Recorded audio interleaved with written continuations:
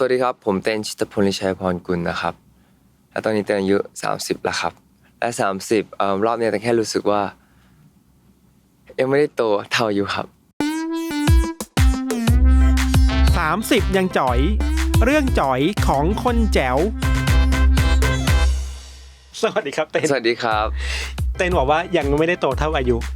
ครับหมายความว่ายังไงล่ะครับเหมือนเต้นเป็นคนที่ไม่ค่อยมีอะไรกับเรื่องตัวเลขกับอายุตั้งแต่ไหนแต่ไรอยู่แล้วไงครับก็เลยแค่คิดว่าตอนที่30รู้สึกตกใจ30แล้วเวลามันไปเร็วนะแต่แค่ไม่รู้สึกว่ามันยังมี change อะไรในร่างกายตัวที่รู้สึก30ขนาดนั้นอยู่ประมาณแบบเหมือน everyday มันก็เหมือนกันแค่มีอะไรใหม่ๆให้เห็นเขาเงี้ยครับเดี๋ยวมาคุยกันในเรื่องความเปลี่ยนแปลงหรือว่าความคิดอะไรกันครับแต่ว่าเต้นเพิ่งผ่านคอนเสิร์ตเดี่ยวไปเมื่อไม่กี่วันวันนี้เราคุยกันแค่ไม่กี่วันที่ผ่านมาเป็นยังไงบ้างอ่ะจบลงไปแล้วโอ้โล่งใจมากเลยครับเพราะแบบอันนี้เป็นคอนเสิร์ตครั้งแรกที่ไอจัดหลังที่เริ่มอะไรใหม่ๆด้วยแล้วก็เป็นคอนเสิร์ตแรกที่จัดด้วยตัวเองด้วยครับก็มีอะไรที่เรียนรู้เยอะแยะไปหมดเลยมีอะไรหลายอย่างที่ต้องแบบเขาเรียกนะต้องดูต้องแบบละเอียดแล้วก็ everything มัน new เงี้ยก็เหนื่อยนะต้องลงโฟกัสทุกอย่างแบบรวมๆเนี่ยครับก็เหมือนต้องมีสมาธิทั้งแบบที่บนเวทีด้วยแล้วก็เบื้องหลังด้วยก็เลยรู้สึกแบบยังไม่คุ้นยังไม่ได้แบบ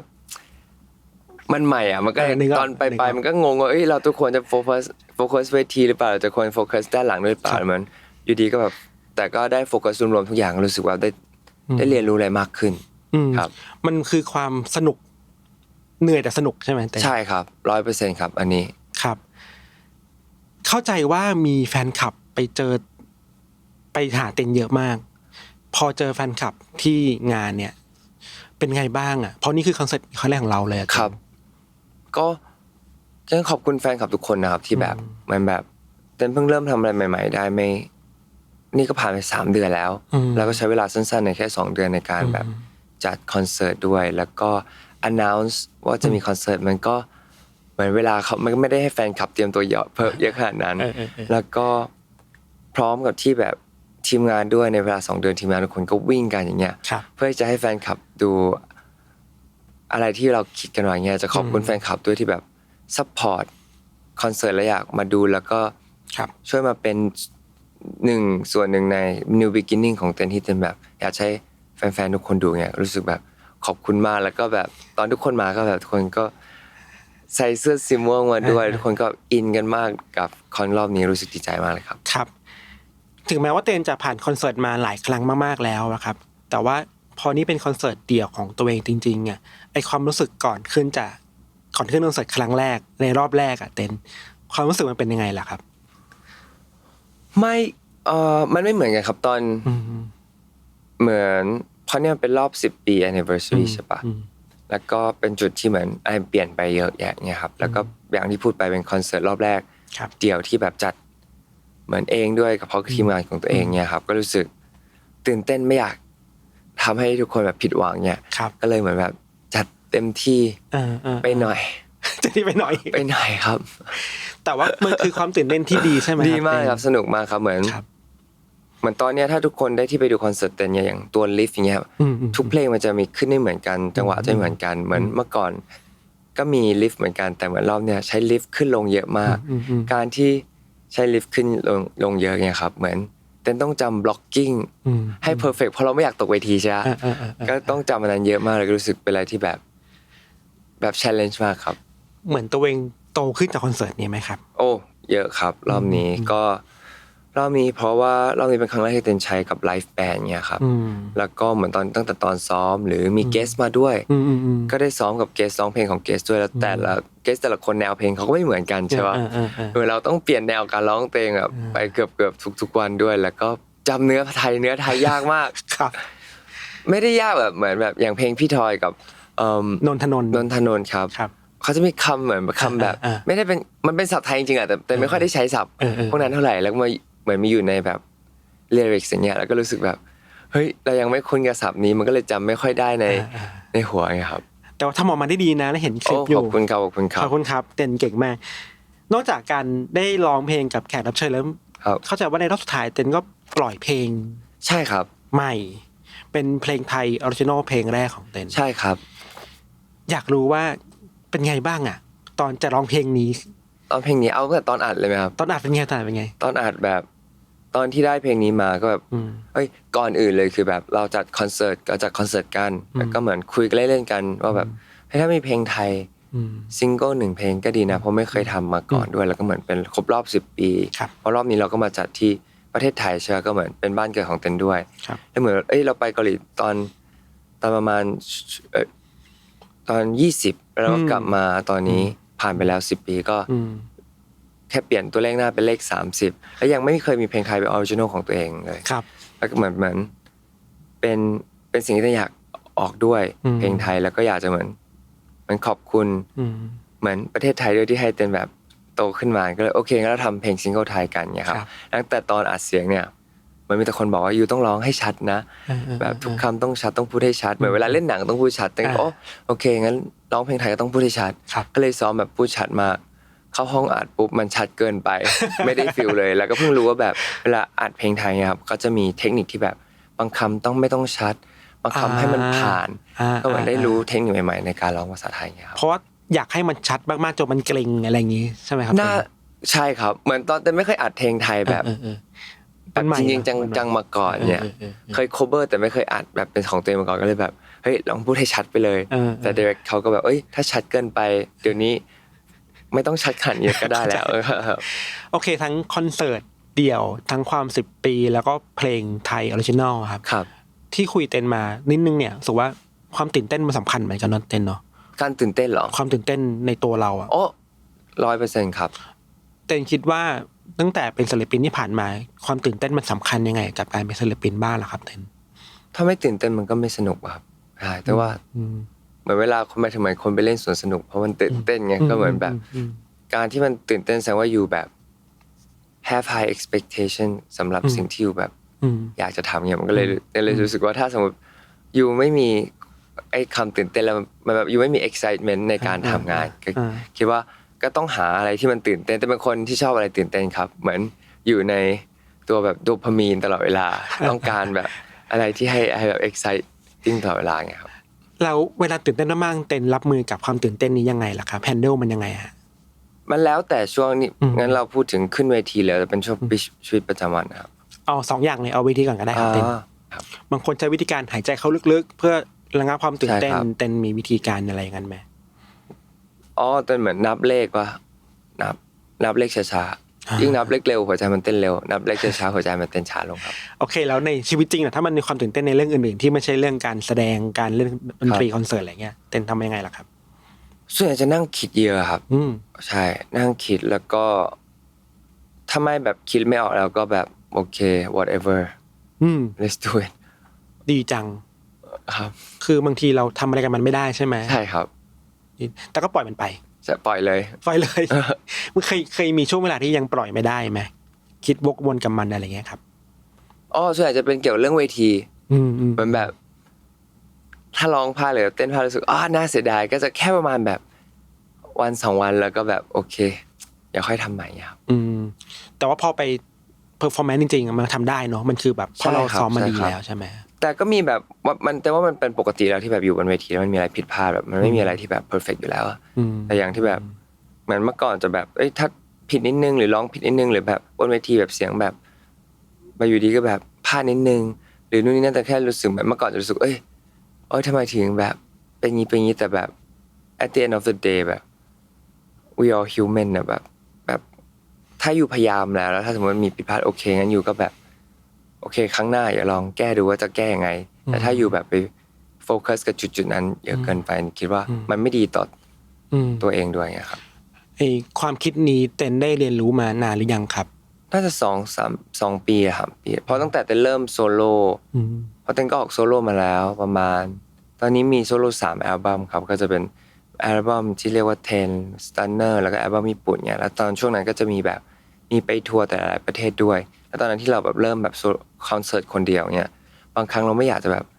เสียงแตกเสียงหายหรือแบบเต้นผิดเนี่ยแล้วบางครั้งช่วงแรกแบบร้องอยู่ดีแบบเสียงแตกรู้สึกแบบแบบเราโฟกัสกับนั้นเกินไปทำให้รู้สึกแบบมันทำให้เราแบบ lose confidence ในการขึ้นเวทีเนี่ยก็รู้สึก เสร็จแล้วก็ไปคุยกับเพื่อนที่แบบเขาทำโซโล่กันก็เจอเพื่อนคนหนึ่งคุยปุ๊บเขาบอกว่าเฮ้ย it's normal พวกที่แบบอยู่บางครั้งแบบ we try แต่บางครั้งอยู่บนเวทีมันเป็นอะไรที่แบบอยู่ไม่สามารถ control situation ทุกอย่างบนเวทีเงี้ยผิดพลาดได้ไม่เป็นไรแต่ผิดพลาดแล้วโอเค เรามาดูกันว่าในอนาคตเราควรจะแก้มันยังไงเนี่ยครับ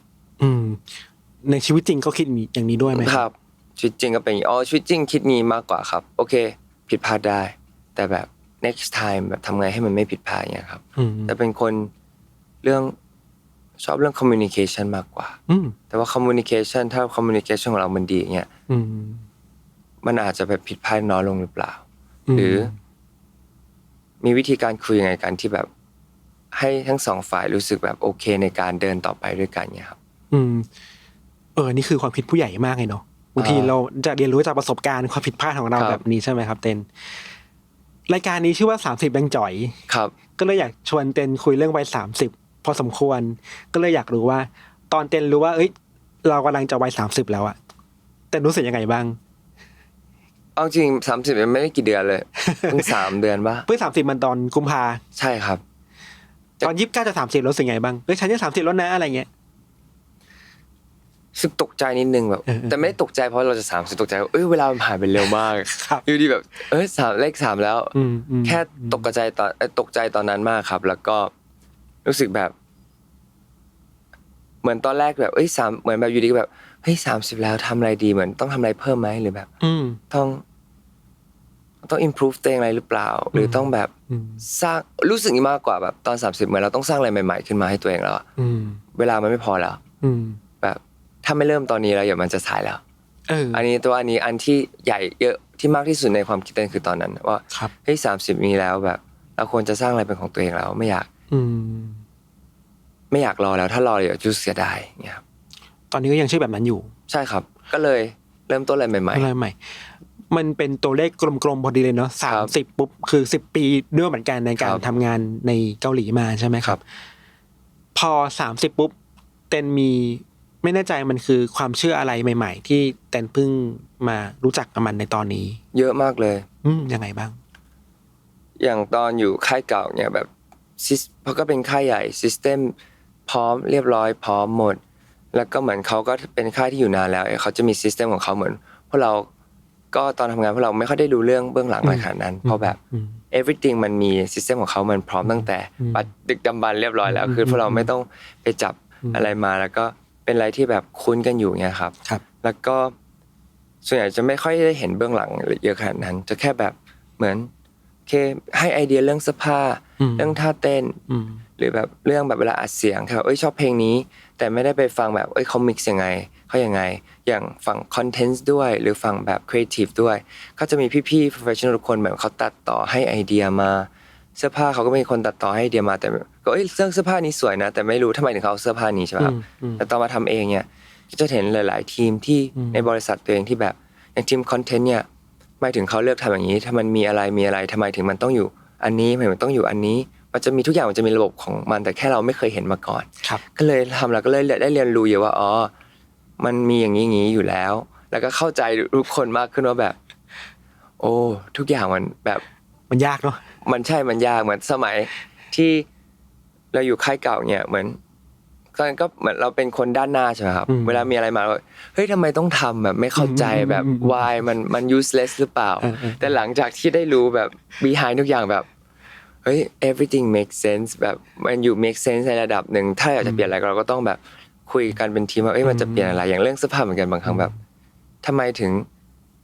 บนเวทีทำไมต้องใส่สีแดงทำไมต้องใส่สีดำทำไมอย่างชุดนี้ต้องเป็นแบบนี้เพราะมันก็จะไม่ใช่แค่แบบเสื้อสวย everything มันโอเคมันต้องดูแบบ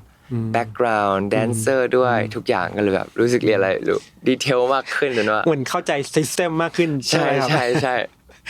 บางทีถ้าเราไม่ทำเองเลยเนี่ยมันจะไม่เข้าใจว่าที่มาสิ่งนั้นเป็นยังไงใช่ไหมครับมีเรื่องนึงที่อยากคุยกับเต้นต่อคือว่าเวลาเราไปดูบทสัมภาษณ์เต้นเก่าๆอ่ะเต้นก็จะพูดถึงสิ่งที่เต้นเชื่อในวัยต่างๆอะไรอย่างเงี้ยเนาะมีอยู่เรื่องนี้เต้นพูดว่าเต้นก็เชื่อเรื่องการมองไปข้างหน้าครับว่ามันสำคัญยังไงบ้างแต่อย่าลืมหันกลับมามองข้างหลังบ้างอะไรเงี้ยมันสำคัญยังไงล่ะครับเต้นเล่าอีกทีหนึ่งได้ไหมมันเป็นยังไงได้แต่แค่รู้สึกเหมือนแบบ เหมือนบางครั้งแบบถ้าอยู่วิ่งไปด้านหน้าเยอะอะอยู่จะลืมอะไรสำคัญของตัวเองในอดีตแบบอะไรที่อยู่คิดว่าเหมือนเขาเรียกว่าไงอ่ะเหมือนลืมตัวปะแต่คำประมาณนั้นใช่ได้ถ้าฉันว่าเหมือนยิ่งอยู่แบบ success ขึ้นเรื่อยๆอย่างเงี้ยบางครั้งอยู่ต้องรู้ว่าตอนที่แบบสมัยเมื่อก่อนประมาณแบบ คนที่ทำงานด้วยเขาแบบ everyone มัน work เป็นทีมอยู่แล้วไม่ใช่แบบ แต่ว่า artist มันไม่สามารถแบบ you success คนเดียวได้เพราะมันมีทีมเบื้องหลังที่แบบช่วย support หลายอย่าง system เลยทำให้ทุกอย่างมันไปข้างหน้าได้แต่เลยคิดว่าการที่แบบดูด้านหลังเนี่ยมันเหมือนให้เราแบบได้รู้ด้วยว่าในอนาคตถึงเราจะได้ทำอะไรได้มากขึ้นเนี่ยถ้าเราไม่ดูด้านหลังปุ๊บมันไม่มี record ที่ทำให้เราเห็นว่าเราอยากจะทำอะไรในอนาคตเข้าใจสมมุติว่าเต้นในวันนี้ครับต้องย้อนอดีตไปเจอเต้นในวันที่เป็นเด็กฝึกครับก้าวเท้าเข้ามาฝึกวันแรกเลยเต้นจะเห็นเด็กคนนั้นยังไงบ้างหรอเด็กคนนั้นเหรอดูแบบเขาเรียกอะไรดูอะไรนะดูโหดจริงจังนะจริงจังเพราะตอนนั้นเต้นจริงจังมากคือแบบตอนนั้นคือแบบโอเคไอจะไปเกาหลีปุ๊บก็คือตัดสินใจปุ๊บไปปุ๊บตอนนั้นตอนเด็กฝึกแบบไม่คิดอะไรเลยคือแบบทั้งวันซ้อมอย่างเดียวแบบมันมีเป้าหมายเดียวคือแบบวิ่งอย่างเดียวแต่ว่าตอนนั้นถ้ากลับไปดูใหม่แต่คิดว่าเต้นคงทำงานไม่ได้แล้วแบบตอนนั้นแบบรู้สึกตัวเองแบบทำไปได้ยังไงแต่เพราะแบบเหมือนทำไปได้ไงไม่ใช่แบบการฝึกมันเหนื่อยคือแบบตอนนั้นคือ mental ของเรามันคือแบบวิ่งอย่างเดียวเลยก็คือวิ่งไปกับทำอย่างนั้นไปเรื่อยครับรู้สึกแบบอ๋อhe แบบ dream he big มากตอนนั้นแต่คิดว่าไอการทุ่มสุดตัวในตอนนั้นที่แบบเป็นอย่างนี้ครับเหนื่อยมากๆวันนั้นมาถึงวันนี้มันคุ้มค่าแค่ไหนฮะตัวคุ้มมากเลยครับเพราะว่าถ้าตอนนั้นไม่ทุ่มขนาดนั้นแต่ว่าเต้นคงไม่ได้อะไรกลับมาขนาดเนี้ยแล้วก็ถ้าไงเหมือนเรื่องการร้องการเต้นเนี่ยครับเหมือนตอนนั้นที่แบบแค่โฟกัสในการเต้นปุ๊บแล้วก็มีเรื่องแบบที่แบบไปผ่าขาแต่หลังตอนนั้นก็ทุ่มไปอีกรอบเรื่องร้องเพลงเหมือนมันทำมีเอพิโซดหลายอย่างที่ทำให้เหมือนเราสามารถพัฒนาตัวเองได้แบบทุกๆเอพิโซดในชีวิตรู้สึกแบบขอบคุณที่มันมีแบบช่วงเวลาที่แบบเหนื่อยๆเพื่อให้แบบเราแบบสามารถแบบ improve ได้ถึงประมาณนี้แต่ก็ต้อง improve อีกอยู่ครับจำได้ว่าตอนผ่าขาเนี่ยเป็นเรื่องใหญ่มากๆเลยเนาะครับมันเป็นจุดเปลี่ยนเต็มประมาณนึงโอเคแหละเรื่องฟิสิคอลอันหนึ่งแต่เรื่อง mental อ่ะไอการที่บาดเจ็บมันต้องไปผ่าขาแล้วมันบางทีมันซ้อมเต้นอะไรไม่ได้มันฝึก mental เต้นยังไงบ้างล่ะครับตอนนั้นเต้นก็ mental เต้นมันแบบ strong มากๆเลยอะตอนนั้นคือแบบตอนนั้นก็คือตอนที่ไป hit the stage ไม่รู้ตอนนั้นก็คือแบบขึ้นเวทีก่อนขึ้นเวทีจะไปโรงพยาบาลไปฉีดยาเพื่อไม่ให้มันเจ็บเพราะเราต้องขึ้นเวทีไงแล้วก็ทำงานแบบทุกๆเอพิโซดตอนที่จะเริ่ม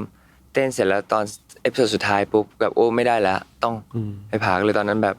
ไปผ่าตอนวันเกิดครับเอาวันเกิดเลยเอาวันเกิดไปผ่าปุ๊บเสร็จแล้วหลังจากกลับมาตอนนั้นก็รู้สึกแบบตอนนั้น mental แบบไม่ได้ break down เหมือนอาจจะ break down มันดูกลัวมากกว่าว่าถ้าเต้นไม่ได้จะทำยังไงแค่ตอนนั้นเป็นแบบเพราะตอนนั้นเราได้แค่เต้นอะตอนนั้นแบบเลเวลของเรายังไม่ได้แบบคิดว่าแรปยังไม่อะไรขนาดนั้นร้องเพลงก็ยังไม่ได้ถึงที่สามารถจะแบบคุมด้วยตัวเองได้ก็เลยมันต้องมีอะไรที่แบบทำให้ตัวเองแบบดีขึ้นถ้าจะอยู่ในวงการนี้ต่อไปไม่อยากแค่แบบหยุดแค่ตรงนี้เพราะตอนนี้แบบมีเรื่องขาเราไม่รู้ว่าขามันจะกลับมาเต้นเหมือนเดิมได้หรือเปล่านะครับมีความกลัวไหมเช่นอาจจะไม่ใช่ความกลัวจะเป็นความรู้สึกว่าเห็นเพื่อนๆรุ่นพี่เขาเพอร์ฟอร์แมนซ์กันแต่เราแบบยังไปกับเขาด้วยไม่ได้อะไรเงี้ยมีครับเพราะตอนนั้นก็เหมือนเป็นช่วงเวลาที่แบบทุกคนคัมแบ็กด้วยแล้วก็เดบิวต์ก็ NCT ก็จะมีเดบิวต์หลายกลุ่มตอนนั้นก็เป็นคนเต้นไม่ได้เลยต้องพักประมาณน่าจะปีนึงเกือบ2ปีแหละถ้าจำไม่ผิดแล้วช่วงนั้นก็เห็นแต่รุ่นน้องรุ่นพี่ที่แบบเขาเริ่มคัมแบ็กกันบ่อยๆรู้สึกเฮ้ยมันเริ่มเขาเรียกอะไรนะแบบร้อนใจวะร้อนใจเราต้องใจร้อนรุ่มร้อนใจรุ่นเราเราต้องรีบแบบมันต้องรีบแล้วแบบเราทิ้งเราจะเสียเวลาเกือบ2ปีที่แบบพักขาเนี่ยทำไงก็เลยตอนนั้นก็คือแบบจำได้ตอนนั้นแบบไม่ได้คุยกับใครคือแบบตื่นเช้าเดบิวต์แล้วแต่ตื่นเช้าเดินเข้าห้องซ้อมปิดประตู ร้องเพลงแหกปากตั้งแต่เช้าถึงเย็นออกกลับบ้านนอนตื่นมาเข้าใหม่ประมาณสักปีนึงประมาณอย่างนั้นนะครับแล้วก็เริ่มใช่แล้วก็แต่ก็เมนทัลเป็นงานมากตอนนั้นคือแบบโฟกก็มันจะมี2ช่วงครับช่วงก่อนเดบิวต์เป็นช่วงที่เต้นโฟกัสมากและหลังจากเดบิวต์ปุ๊บก็ประมาณไปตามที่เวลาที่เขาให้เดบิวต์เสร็จแล้วตอนที่เจ็บขาปุ๊บก็กลับมาเป็นช่วงเหมือนแบบเป็นช่วงโฟกัสซิคอลก็ช่วงนั้นก็จะอิมพรูฟอะไรเยอะมากเลยครับถ้าจะมีบทเรียนหรือว่าเป็นเลสเซ่นเลิร์นจากการบาดเจ็บครั้งนั้นน่ะแต่คิดว่ามันคือเรื่องอะไรล่ะhealth แต่ว่าแบบการทำทุกๆอย่างว่าจะเป็นนักร้องนักแสดงหรือทำงานอะไรก็ได้แต่ว่าที่สำคัญที่สุดคือสุขภาพป่ะทำอยู่เก่งขนาดไหนถ้าสุขภาพอยู่ไม่ได้มันก็ไม่สามารถไปต่อได้เลยคิดว่าสุขภาพแบบสำคัญมากครับตอนนี้คือมันหายแบบ100%แล้วแม่เต้นก็100%นะสำหรับเพราะหลังจากที่เต้นบาดเจ็บเนี่ยเต้นก็มีไปแบบrecap ที่เกี่ยวกับ recover ด้วยใช่ครับก็เหมือนเราก็สร้างกล้ามเนื้อให้มันพอรับได้แต่ตอนนี้ก็น่าจะโอเคนะเวลาเต้นก็มีวิธีการที่แบบรู้แล้วว่าจุดไหนมันไม่ได้ก็พยายามจะเปลี่ยนให้มันระวังใช่ไหมระวังแล้วก็ให้ร่างกายมัน support ครับนี่เราคุยกันมามันมีทั้งช่วงที่โฟกัสมากๆมีช่วงที่ต้องรีแฮบไปrecover อะไรพวกนี้ครับ10 ปีที่ผ่านมาเหมือนแบบเต้นผ่านเรื่องราวมาเยอะมากเลยเนาะโอ้ครับถ้าจะมีสิ่งหนึ่งที่คิดว่าเต้นเปลี่ยนแปลงไปในรอบ10 ปีที่ผ่านมาสิ่งแรกเลยเต้นคิดว่าคือเรื่องอะไรล่ะครับ mindset น่าจะเปลี่ยนไปเยอะนะครับเรื่องการคิดครับ mindset ที่เต้นบอกว่าเปลี่ยนไปคือมันเปลี่ยนจากอะไรไปสู่อะไรเหรอเต้นโตขึ้นอะไรแต่ว่าน่าจะใจเย็นขึ้นนิดนึงแต่ตอนนี้ก็ใจร้อนอยู่ เป็นคนใจร้อนแบบคิดอะไรปุ๊บเหมือนแบบต้องแบบอยากให้มันชอบเป็นคนทำอะไรเร็วๆครับแต่ว่ามีข้อดีข้อเสียยังไงบ้างการเป็นคนใจร้อนทำอะไรเร็วๆถ้าใจร้อนมากบางครั้งเหมือนแบบใช่ถ้าใจร้อนมากใช่ข้อเสียง่าย everyone คงknow ว่าต้องมีคนใจร้อนเหมือนกันถ้าอยู่ใจร้อนมากปุ๊บแล้วอยู่รู้สึกมันไม่ได้ตามที่แบบอยู่ต้องการเนี่ยมันจะทำให้เหมือนแบบ verbal ของเราอ่ะอาจจะแบบคุยแรงไปหน่อยกับคนที่ทำงานด้วยกันแต่บางครั้งอ่ะการที่เราใจร้อนถ้ายิ่งเราใจร้อนแล้วคำพูดเรามันร้อนไปอ่ะมันทำให้ communication มันไม่เวิร์กแต่ว่าการที่ใจอยู่ใจร้อนได้แต่การที่อยู่จะแบบสื่อสารคนอื่นอยู่ต้องแบบ calm down เพื่อจะให้เขา receive information ได้ที่อยู่ต้องการจะบอกให้มากที่สุดไม่คิดเต้นพูดถึงการที่ทำอะไรไปแล้วแบบไม่ได้ตามที่เราคาดหวังตามที่เรา expect ไว้อะสิ่งเนี้ยมันเปลี่ยนแปลงไปไหมเวลาต้องรับมือกับสิ่งที่เราไม่ได้คาดคิดเปลี่ยนครับก็เมื่อก่อนถ้าสมมุติมันไม่ได้ตามที่คาดหวังหรือรู้สึกแบบเอางี้กันเหมือนแบบทำอะไรทำพลาดเนี่ยเหมือนมันจบทางแบบมันติดทางแล้วเหมือนทำที่คิดแล้วมันไม่ไปตามแบบที่คิดเนี่ยเมื่อก่อนจะแบบรู้สึกแบบเครียดแบบ stressful มันรู้สึกแบบไม่พอใจแบบอารมณ์ไม่ดีหรือประมาณแบบแบบท้อแต่ช่วงนี้แบบรู้สึกแบบถ้าเจออะไรที่มันแบบติดกำแพงเนี่ยmindset มันจะเปลี่ยนไปแบบว่าโอเคเราแก้จุดนั้นดีกว่าเรายังไม่แพนิคเราจะแบบแก้นี้ยังไงมันกลายเป็นแบบจะแก้ยังไงมากกว่าครับช่วงนี้ how to make it work ประมาณนี้พอโตขึ้นเลยคิดแบบนี้เต้นว่าไม่ได้เกี่ยวกับโตเต้นคิดก็เกี่ยว situation ที่เหมือนเต้นเริ่มทำอะไรใหม่ๆปีนี้ด้วยแล้วปีนี้เหมือนค่ายใหม่ที่ทำขึ้นมาแบบแล้วก็ everything system ใหม่ที่แบบสร้างขึ้นมาเงี้ยครับทุกอย่างมัน new ไง everything ที่แบบเริ่มสร้างมามันต้องมี system และการที่แบบเป็นอะไรใหม่ๆที่เราต้องเจอกันอย่างมันต้องแก้แต่อย่างมันเริ่มแบบอันนี้เราต้องแก้เราไม่ใช่ไปเครียดถ้าไปเครียดปุ๊บมันแก้ต่อไม่ได้ครับใช้ความรู้สึกหรือเหตุผลมากกว่ากันครับช่วงนี้วัย30แล้ว2อย่างนะว่าเหมือนทำงานด้านนี้มันต้องใช้2อย่างอ่ะใช่ไหมมันไม่สามารถเลือกอย่างใดอย่างหนึ่งได้ใช่มันสำคัญทั้งคู่ใช่ไหมใช่ครับเพราะเหมือนใช่ครับแต่ว่าเพราะแบบเหมือน entertainment พวกแบบนักร้องนักแสดงหรืออะไรมันเป็นmoving แบบ moving art อ่ะ มันต้องมีการสื่อสารกัน ครับ มันเลยแต่ว่าต้องมีทั้งอารมณ์แล้วก็เหตุผลในสองอย่างเพื่อจะให้แบบผลงานออกมาดีครับ ครับเมื่อกี้พูดถึงอาร์ตจำได้ว่าเต็นเคยเล่าอยู่ว่าเต็นเป็นคนเคยชอบวาดรูปมาก ใช่ครับ ตอนนี้ยังวาดอยู่ไหม เอา เต็น วาดครับ ทำไมถึงชอบศิลปะการวาดรูปชอบสเก็ตใช่ไหม ใช่ใช่ ทำไมถึงชอบล่ะครับ ตอนแรกๆเด็กก็คือเหมือนทางครอบครัวให้ไปเรียนแบบศิลปะอะไรพวกเนี้ย เออ เอาง่ายๆตอนแรกที่ไปเรียน ก็คิดเด็กๆตอนแรกแบบไปเรียนศิลปะแล้วก็วาดที่โรงเรียนนู่นมันก็ดูeveryone แบบยูวาดโอเคยูไอเดียดีแบบมีเซนส์เลยมีคนชมโอ้ชอบก็เลยวาดตอนที่ไป SM เนี่ยก็หยุดวาดไปสักช่วงนึง ครับ แล้วเหมือนช่วงที่พูดแบบมันเจออะไรที่แบบ แบบอะไรที่มัน เครียดหรอ เครียดหรืออะไรที่แบบเขาเรียกอะไรนะเหมือนเราพูดไม่ได้เงี้ย มันเอ็กซ์เพรสไปเป็นคำพูด explain ไม่ ไม่ ได้ ได้บางครั้งเราก็เริ่มแบบวาดแต่ตอนนั้นที่ไป SM เริ่มกลับมาวาดรูปใหม่อีกรอบคือแบบมันเริ่มจากจุดนั้นที่แบบเริ่มวาดรู้สึกมันเริ่มสนุกกับการวาดรูปแล้วตอนนี้มันก็เปลี่ยนไปเรื่อยๆกลายเป็นแบบมันชอบอยากสร้างคาแรคเตอร์นะอยากสร้างอะไรที่มันน่ารักเหมือนแบบอีโมจิคอนอะไรพวกเนี้ยครับมันก็เลยคือวาดรูปมันสนุกมันทำให้แบบเวลาเงียบๆนั่งๆวาดทำให้เราแบบสบายใจด้วยแล้วก็มันสามารถแชร์ให้กับคนอื่นได้และคนอื่นมีความสุขได้ ขอบคุณครับในแบบสอบถามนี้เต็นตอบมาหลายข้อนะเราขอเลือกข้อนี้มาคุยก่อนคือ สิ่งที่คิดว่าคนวัย30ต้องทำแต่ตอนนี้ยังไม่มีหรือยังไม่ทำเต็นตอบว่าคือจัดการให้ได้มากขึ้น more organize ใช่มันเป็นยังไงล่ะเต็น แค่รู้สึกตัวเองไม่ค่อย organize เท่าไหร่ แต่ว่าเมื่อกี้คุยมาคือ organize เยอะแล้วมากเยอะมาก แต่เป็นคนที่ถ้าสมมุติแบบเขาเรียกอะไรนะแบบรู้สึกว่าอยากจะ organize ให้มากขึ้นเพราะแบบตอนนี้มันมีหลายๆอย่างที่แบบต้องโฟกัสแล้วก็ต้อง organize ไม่ใช่แค่แบบตัวของตนเองด้วยหรือแบบงานเบื้องหลังนี้หน่อยๆด้วยเหมือนกันที่บอกพูดแบบ communication ใช่ป่ะบางครั้งเราได้ feedback มาเราต้อง feedback กลับหรือไม่ใช่ feedback มาปุ๊บเราต้องเข้าใจกับต้องคิดกับมันจริงๆก่อนจะ feedback เพราะ every time ที่เราแบบ feedback กลับไปอย่างเงี้ยมันจะเปลี่ยนฝั่งอันนั้นด้วยเลยคิดว่า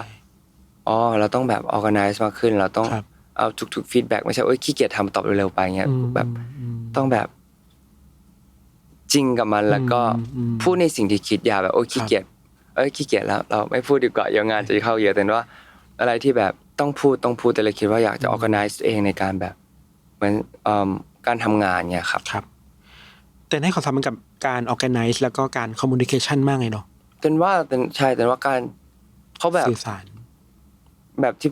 บอกไปเหมือนการแบบวงการบันเทิงหรืออาร์ตเนี่ยแต่ว่ามันต้อง communication กันเยอะเพราะทุกอย่างมันเปลี่ยนไปทุกวันเนี่ยครับถ้าเราไม่ communication กันเนี่ย information มันจะผิดพลาดครับเวลาเราฟีดแบ็กมามันก็ต้องมีฟีดแบ็กที่เป็นทั้ง positive บ้าง negative บ้าง positive ก็เรื่องนึงแต่ว่าพอเป็น negative feedback อะไรเงี้ยแต่รับมือกับมันยังไงแล้วมันเปลี่ยนแปลงไปจากตอนเมื่อก่อนไหมครับตอนนี้เรื่อง feedback เต้นไม่ค่อยเปลี่ยนครับตอนสมัยเมื่อก่อนก็คือแบบก็ชอบ negative feedback เหมือนกันมันแบบเหมือนมันจะมี2 negative ป่ะแต่ว่า negative ที่แบบดูที่ช่วยกับเราได้จริงกับ negative ที่เราคิดยังไงมันก็นี่มันช่วยไม่ได้มันแค่ทำให้เรารู้สึกแบบแย่ลงเนี่ยถ้าเป็น bad negative แบบพวก bad negative feedback เนี่ยก็แค่ฟังหูนึงแล้วก็ให้ผ่านอีกหูนึงแต่บางครั้งไอ้ที่มันมีแบบ negative feedback ที่มันแบบ useless อย่างเงี้ยบางครั้งแบบมันจะมีบางจุดที่แบบเฮ้ยทำไมถึงเขาคิดแบบนั้นถ้าสมมติเรารู้จุดนั้นได้เราอาจจะมีช่วยเราได้ด้วยก็ได้เนี่ยครับแต่อย่าง good negative feedback เนี่ยแต่ว่ามันช่วยทำให้เราแบบพัฒนาตัวเองได้เยอะเราเก่งขึ้นเพราะว่าเขาแนะนำเรามาใช่ไหมครับคัดแยกนานไหมว่าอันนี้คือ good negative feedback อันนี้คือ very bad negative feedback คัดเลือกเก่งขึ้นไหมแต่ว่าเลือกเก่งขึ้นนะแต่บางครั้งแบบที่มันแบบ bad negative feedback เนี่ยมันก็ช่วยเราบางจุดนะเหมือนมันทำให้เข้าใจทำไมถึงคนนั้นเขาคิดแบบนั้นนะมันมีจุดไหนที่ทำให้เขาคิดแบบนั้นว่ามันเป็นอย่างนั้นแล้วก็แบบพยายามแบบเอามันนิดหน่อยแต่ไม่ได้รับมาทั้งหมดใช่ไหมครับเพื่อให้ใจมันเราเสียครับในช่วง10 ปีที่ผ่านมานี้ถ้าจะมีอะไรที่เจนรู้สึกว่ามันทำให้ส่งผลต่อมนุษยการเติบโตของเจนไม่ได้สุดแต่คิดว่ามันคือเรื่องอะไรครับคนรอบข้างครับ มือนถ้าคนรอบข้างเราแบบซัพพอร์ตแบบเชื่อมั่นในตัวของอาร์ติสต์ด้วยหรือไม่ว่าเป็นเพื่อนแบบช่วยมันทำให้แบบเรารู้สึกแบบสามารถแบบมั่นใจในการเดินไปข้างหน้าได้มากขึ้นอย่างเรื่องที่เต้นพูดคอนเซ็ปต์บ่อยอย่างเรื่องแฟนคลับที่แบบ10 ปีแล้วเต้นจะเริ่มใหม่ๆแต่ทุกคนก็แบบโอเคซัพพอร์ตอยู่แบบอยากลองให้อยู่ทำสิ่งที่อยู่อยากทำเนี่ยแล้วคำพูดอะไรที่เหมือนแบบช่วยซัพพอร์ตทำให้ไปไอ้มั่นคงมากขึ้นหรือเปล่าไม่รู้เต้นพอยกตัวอย่างได้ไหมว่ามันจะมีคำพูดไหนที่แบบเต้นเคยรับมาโสว่านี่โหดีจังเลยสำหรับฉันในการทำสิ่งที่มันยากๆอยู่ในตอนนี้ครับ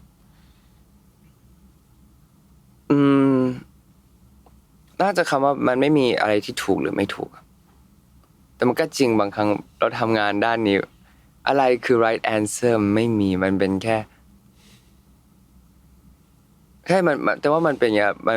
คำว่ามันไม่คำว่าไม่มี right answer มันทำให้เหมือนการเลือกเพลงหรือเรื่อง creative project มันทำให้มันเปิดกว้างมากขึ้นเพราะแบบเพราะอย่างแบบโอเคมี2เพลงอันไหนคือเพลงที่ดีกว่ากันแบบมันเลือกยากมากมันก็ขึ้นอยู่กับแนวการชอบของคนด้วยถ้ามีรูปภาพ2รูปอันไหนสวยกว่ากันอันนี้ก็พูดไม่ได้เพราะมันไม่สามารถเลือกได้มันขึ้นอยู่กับเขาเรียกว่านะ taste ของคนดูใช่ไหมครับแต่ว่าก็เลยเหมือนของเต้นว่าโอเคพยายามเหมือนทำพวกแบบเพลงมิวสิกวิดีโอด้วยเหมือนแบบเราอยากจะโชว์อะไรเราจัดอันนั้นไปน่าจะเป็น right answer หรือเปล่าเพราะฉะนั้น right answer ของเต้นมันจะต้องมีอะไรบ้างเช่นทำแล้วชอบอะไรอย่างเงี้ยเต้นว่าก่อนเอาเป็นด้านอะไรก็เอาทุกด้านเลยแล้วได้เลยก็ได้เต้นว่าส่วนใหญ่ก่อนอย่างที่พี่พูดอะไรที่เราแบบเราต้องชอบเราต้องรู้ว่าแบบเราทำเพื่ออะไรคือมันคืออะไรอย่างเงี้ยครับอย่างเหมือนใช่แต่ว่าอันนั้นน่ะสำคัญสุดก็คืออยู่ต้องแบบชอบแล้วก็การที่อยู่ทำอันนั้นน่ะtarget ที่อยู่ต้องการคืออะไรแต่ว่าอันนี้สำคัญที่สุดเราคิดว่าจะมีหลายๆคนที่กำลังทางสิ่งที่ชอบอยู่แหละแต่ว่าตอนนี้มันยากมากเลยในการทำสิ่งที่ชอบนั้นมันจะเจออุปสรรคมันเจอปัญหาอะไรมากมายถ้าเป็นเต้นจะอยู่กับเหตุการณ์แบบนี้ยังไงล่ะครับเมื่อสิ่งที่ชอบมันยากมากอะลองไปก่อนครับลองไปก่อนใช่ไม่ใช่ก็อีกเรื่องนึงใช่ผมคิดว่าการที่แบบแต่เนี้ยแต่ว่านี้มันแต่ละคนอาจจะแบบ situation ไม่เหมือนกันแต่ถ้างั้นถ้าเป็นตัวอย่างถ้าสำหรับตัวของเองก็ถ้าสมมุติโอเคไออยากทำอันนี้ไอวิ่งไปแล้วไอทำเสร็จแล้วถ้าสมมติรู้สึกตอนแรกรู้สึกทำไมถึงมันไม่ได้ก็กลับมันมีจุดไหนที่มันทำไม่ได้แต่บางครั้งถ้าอยู่แบบมันติดกำแพงแล้วแบบเฮ้ยอันนี้แบบมันไม่ได้จริงๆเนี่ยงั้น let's find another way รอบที่จะให้มันทำให้ได้หรืออาจจะโอเคตอนนี้อาจจะยังไม่ใช่ถึงเวลางั้นเราขอ step back ก่อนสักเพิ่งแล้วดูว่าแบบรอบที่เราทำพลาดมีจุดไหนที่ทำพลาดเปล่าแล้วค่อยวิ่งใหม่ครับคำถามสุดท้ายก่อนจะไปช่วงต่อไปเนาะเมื่อกี้เราคุยถึงสมมติว่าเต้นย้อนกลับไปเจอเต้นตัวเองตอนวันนี้เป็นเด็กฝึกครั้งแรกอะเหตุการณ์เดิมเลยสมมติว่าเต้นกลับไปเห็นเด็กชายเต้นคนนั้นกำลังเป็นเด็กฝึกวันแรกอะแล้วเขาเหนื่อยมากแล้วเขาอาจจะท้อแท้ใจอะไรเงี้ยเต้นจะบอกกับตัวเองวันนั้นยังไงบ้างล่ะครับตัวเต้นเองในวันนี้ในวัย30ก็ทำที่อยู่คิดตอนนั้นทำไปเรื่อยๆแต่ว่าแต่ถ้าไปบอกปุ๊บปัจจุบันมันจะเปลี่ยนไปเหมือนโดนสปอยไปแล้วใช่ไหมสปอยไปแล้วว่าฉันจะไม่ทำหรอกอยู่ไอ้ที่อยู่คิดตอนนี้มันถูกทำไปถามเพิ่มเติมนิดนึงเคยมีบางช่วงที่คิดว่าสิ่งที่ตัวเองทำมันไม่ถูกอ่ะโอ้ 100% ครับก็แต่ว่าทุกคนมันเป็นอย่างนี้ทุกคนอยู่แล้วก็แบบก็มีหลายช่วงที่แบบโอเคแบบเฮ้ยไม่ทำอะไรป่ะหรือแบบจบรอบนี้แล้วแบบไอคิดว่า it's not gonna work หรือแบบมัน10 ปีก็แบบเฮ้ย10 ปีแล้วแบบ should I keep doing it มันมีอยู่แล้วแต่ว่ามันมีทุกช่วงที่แบบขึ้นอยู่แล้วแต่แค่แบบส่วนใหญ่จะเป็นแบบถ้าไม่ทำแล้วทำอะไรมันมีคำถามนี้ขึ้นมาในสมองดูครั้งที่แบบดีนะไม่ทำแล้วทำอะไรดีนะแล้วอยู่ไปทำอย่างอื่นไม่เหนื่อยเหรอก็เหนื่อยเหมือนกันป่ะก็เข้าใจอันนี้คือ mindset ของเต้นที่เต้นรู้สึกเยอะแบบ โอเค อันนี้เหนื่อยไม่ทำแล้วอยู่ไปเริ่มใหม่ ไม่เหนื่อยเหรอเสร็จแล้วก็เริ่มใหม่ปุ๊บเวิร์กป่ะอยู่ยังไม่รู้นี่แบบอยู่บิวอันนี้มาขนาดนี้แล้วงั้นลองพัฒนาต่อไหมอย่างเงี้ยครับ ขอบคุณครับมาจะมีเราจะมีโถคำถามอยู่ในโถ แต่ว่าเดี๋ยวเราจะหยิบคำถามมาให้ แล้วชวนเต้นฝากเต้นหยิบมาหน่อยครับได้ครับอ๋อได้ครับโอเคป่ะครับโอเคครับโอเคเราขอ1คำถามจากเต้นเดี๋ยวเราอ่านให้ครับเดี๋ยวเราชวนเต้นคุยเรื่องนั้นได้ครับ1ข้อครับมาเราอ่านให้โอ้ยาวอยู่เลยโอ้ยากมากเต้นนี่อะไรคำถามซีเคร็ตคำถามถามว่าถ้าคุณถูกสาปให้เป็นอมตะคือแบบไม่มีวันตายอ่ะโอ้ไอแฮปปี้มากเลย ยังไม่หมดเราต้องมีกิจกรรมอย่างหนึ่งที่เต้นต้องทำทุกวันเต้นจะทำอะไรครับไม่มีวันตายต้องทำสิ่งนั้นไปตลอดเลยอ่ะ1อย่างอาบน้ำทำไมไม่อาบน้ำไอ้น่าสนใจชอบอาบน้ำไม่ใช่ต้องทำทุกวันป่ะใช่แล้วคือต้องทำมันทุกวันจริงๆใช่แต่จะไม่มีวันตายนะก็เพราะทำไปเรื่อยๆเลยก็ต้องอาบน้ำถ้ามีวันตายแล้วไม่อาบน้ำอยู่ก็ไอ้ดีจังคงเน่าแล้วอะครับดีจังอยู่ตายไม่ได้ด้วยอะบางทีถ้าอยู่เป็นอมตะไงอยู่ต้องแบบหาเพื่อนใหม่เรื่อยๆอยู่ก็ต้องแบบ keep yourself clean เพื่อที่จะให้เป็น good แบบ impression กับยุคใหม่ๆที่อยู่จะเจอในอนาคตป่ะว่าถ้าสมมติว่าถ้าเต็นมีรุ่นน้องเต็นก็จะบอกว่าไปอาบน้ำเพื่อคลีนตัวเองเฮ้ยเต้นตอบคำถามผิดหรือเปล่านึงอ่ะคือถ้าเต้นเป็นอมตะต้องทำอันนั้นทุกวันใช่จริงๆคำตอบนี้ก็ได้นะสนุกดีได้สิไม่เพราะแบบแต่จะมีความคิดอันนี้อยู่นะครับเพราะเต้นอยากเห็นช่วงเวลาแบบเจเนอเรชันมันเปลี่ยนไปเลยบางครั้งแบบมีคนคิดแล้วเต้นเป็นเอ็นไงเอ็นบีใจเลยคิดว่าเฮ้ยถ้ามันทำให้เราแบบไม่เดทได้เราจะได้แบบดูตอนที่เจเนอเรชันมันเปลี่ยนไปเรื่อยน่าจะสนุกดีครับถ้าเจนหลังจากเราอ่ะเขาพุ่งมากเต้นจะมีคำแนะนำอะไรครับน้องๆบ้างพุ่งคือมาแรงมากไฟแรงมากอะไรเงี้ยน่าตื่นเต้นมากเต้นจะมีคำแนะนำอะไรกับเขาบ้างไหมครับแต่ว่าเต้นเป็นคนแบบเต้นบอกไปอาบน้ำไปอาบน้ำอยู่ก็ทำอยู่ของ just do yourself just do you มากกว่าของเต้นไม่ค่อยไปแบบแต่ว่าเต้นเป็นคนไม่ค่อยไปจับเข้าใจมากขนาดนั้นน่ะเข้าใจคืออยู่ทำของอยู่ไปก่อนถ้าสมมติแบบมันแบบมีอะไรถามหรือแบบไอสามารถช่วยได้ก็ช่วยได้ครับครับขอบคุณครับจริงๆเรามี3ข้อแต่ว่าเต้นต้องไปแล้วเรามีข้อสุดท้ายคุยกันคืองั้นได้อีกข้อนึงครับเต้นข้อ1หยิบนะขอให้เป็นอันสั้นๆข้อนี้ยาวมากเราอ่านแล้วครับอ่านให้ฟังครับ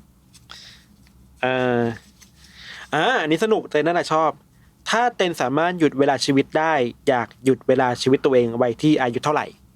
อาจจะไม่ได้เป็นตัวเลขก็ได้นะเป็นช่วงเวลาก็ได้นะช่วงทำไมล่ะเพราะว่าโอเคเพราะตอนยังไม่ได้พูดเลยตอนอายุ30เนี่ย big regret ที่เต้นได้ไม่ได้ไปเที่ยวเยอะเข้าใจอันนั้นคือแค่รู้สึกว่าแบบการอันนี้แต่ว่านี่สำคัญมากการที่เราได้ไปเที่ยวเนี่ยเพราะเวลาเที่ยวรอบโลกเนี่ยครับอยากเที่ยวมากเลยเพราะว่าถ้าเราอยู่แบบ30-40อยู่สามารถไปเที่ยวได้แต่อยู่อาจจะไม่ได้อะไรที่เอ็กซ์ตรีมเท่าตอนที่อยู่20หรือเวลาตอนอยู่20มันจะเป็นเวลาที่แบบอยู่แคร์ฟรีที่สุดที่สามารถไปเที่ยวได้แบบไม่ต้องแคร์อะไรเวลาทั้งโลกคืออยู่มีเวลาเยอะมากและคิดว่าแค่ช่วงนั้นที่แบบไม่ได้แบบไปแบบ travel the world แค่รู้สึกช่วงนั้นแบบแล้วช่วงนี้คิดว่าจะได้ทำไหมคงยุ่งกับงานก่อนครับแต่คงอาจจะได้ทำเนาะคงได้ 100% ของให้ได้ทำครับเต้นจริงๆในแบบคำถามจะมีอีกหลายข้อเลยเราคิดว่าสำคัญเดี๋ยวเราแปะอินเสิร์ตไว้ให้คนดูไปคุยกันต่อได้ครับก่อนจากกันไปครับเต้นจะเป็นธรรมเนียมของรายการนี้คือถ้าจะมีคนที่กำลังจะเข้าสู่ชีวิตในวัย30อ่ะเต้นในฐานะที่เป็นเพิ่ง30มาได้ไม่กี่เดือนเต้นคิดว่าคนเหล่านั้นที่กำลังจะวัย30อ่ะเขาควรเตรียมตัวยังไงก่อนเพื่อเข้าสู่วัยนี้กันดีครับถ้าจะมีทั้ง1อย่างข้อแนะนำจากเต้นอยากคิดว่าตัวเองแก่เยี่ยมเต้นว่าอันเนี้ยมันแบบอันนี้ไอแบบเวิร์กว่ามันเวิร์กที่สุดแบบเวลาคนเราคิดว่าแบบเรา30แล้วอ่ะเวลาไม่ทันแล้วอ่ะมันทำให้หยุดทุกอย่างเลยอ่ะใช่ วันนั้นว่าอยู่แบบไม่ start something new อยู่กับที่ก็แค่ทำแบบอยู่อยากจะไม่ได้พอใจในสิ่งที่อยู่ทำตอนนี้แต่คืออยู่มี dream แต่แบบอยู่คิดว่าแค่เลข30มันทำให้อยู่ไม่ไปต่อแล้วมันน่าเสียดายอยู่ยังมีอีกตั้งหลายปี30แล้วยังสามารถเริ่มสิ่งใหม่ได้เหมือนที่เต้นกำลังทำ ครับขอบคุณเต้นมากครับขอบคุณครับ